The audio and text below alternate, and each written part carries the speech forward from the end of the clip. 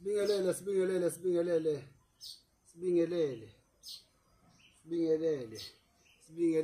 sithi sanibonani bantu bakaNkulunkulu. Ihlezi ngithi uyavuma kawuvumi ngokaNkulunkulu. Umhlaba lo ngokaNkulunkulu nokugcwala kawo. Lalela. Dokotela 2+2 lokubingelelayo njengamanje. Unganaki lemgwilingane Nkosi yami le. Ungayinaki imgwilingane. Nami ezami lezi ibhokwe ziyangituntisa, ziyangihlanyisa. Ezami lezi ibhokwe ziyangilawula, zingenzisa into engayazi. Zingicabangisa into engayazi.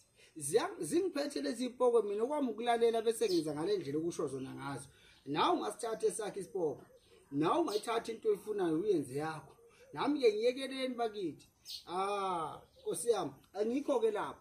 Ngisekuthenini ke. Ngifuna sibuke namuhla le ndaba yokungahloniphi. Ukuthi le ndaba yokungahloniphi inamthelela muni esintwini. Le ndaba engahloniphi inamthelela muni edlozini noma kumuntu ophilayo. Le ndaba yokungahloniphi inomthelela kumuntu osaphila la emhlabeni. Le ndaba yokungahloniphi inomthelela ekuthenini abantu abaningi baqalekiswa abazali namhlanje abazali baze bahamba bangazange baba noxolo nabo. Ngikhuluma ngensizwa mina ebhizi yazama, ngikhuluma ngosisi obhizi uyazama. Kodwa ngenxa yeqalekiso zabazali ayikho into emlungelayo.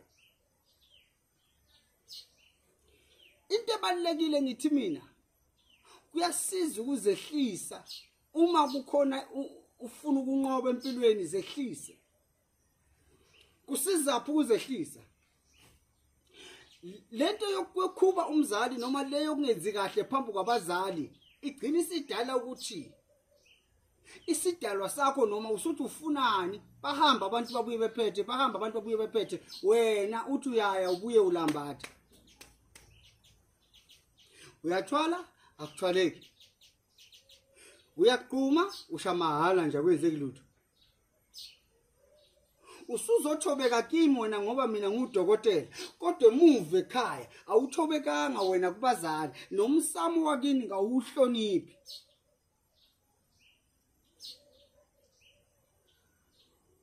Ngifuna ukuthi ake sibukeni izinto eziningi ukuthi size sikhale sibiza abathakathi. Sibona abantu abenza izinto, sibona umonda, sibone konke abantu abasiphazamisayo empilweni. Kanti indaba isala kuwe.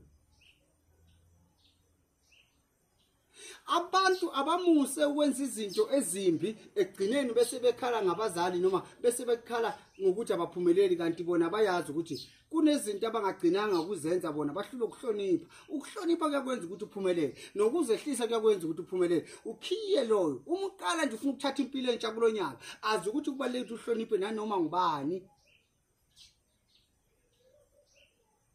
Ukuhlonipha kubazali mina ngithi musana ukucasula izidalwa, musana ukucasula amadlozi akini bese ukuthi nithi kukhona okuzonilungela. Ayikho into ezonilungela uma nihlula ukuthi niyanikala ekhaya. Inhlonipho iqala ekhaya, ayikho inhlonipho ezokufumbathisa yona mina noma ngabe kuthiwa ngumshini ngiyagaya kusuku nemini, kodwa kunezinto ezidinga ukuthi ngibambisane nedlozi lakho, ngibambisane nesidalwa sakho. Angiyeke ngaqhubeka ngoba izokhalisa abaningi. Kodwa ngisho ukuthi iqiniso kalibalekile ukuze uyothola ukusizakala. Ngikhona ngamhlaba yalingana. Ngokukhona ngakubona woza kimi 076 45 400 45 kulonyaka ngekuhlale kunje.